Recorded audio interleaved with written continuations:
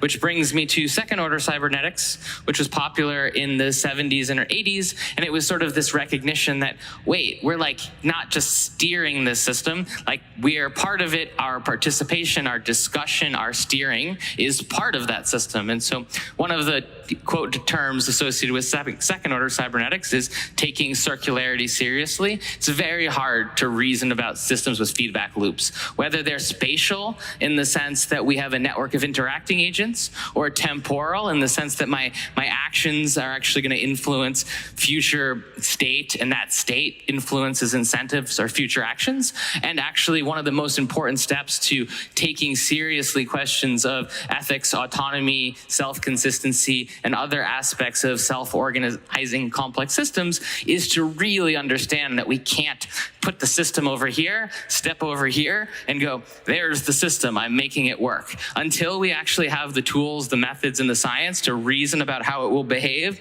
with ourselves inside of it, we're always going to sort of run into clashes. We're going to get unintended consequences, and we kind of want to work beyond that.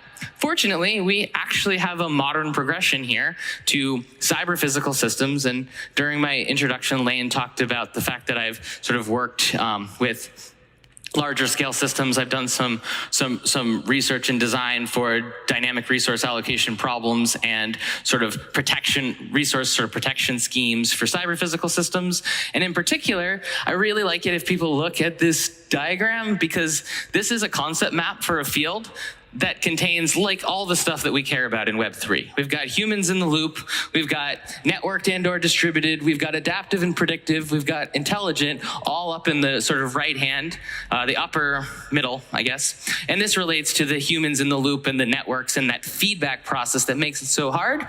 We have cybersecurity issues that we have to contend with. We have sort of a scale that makes us have to think about things like modeling in a way that handles complexity, abstraction hierarchies, and tools that help us put all of these pieces together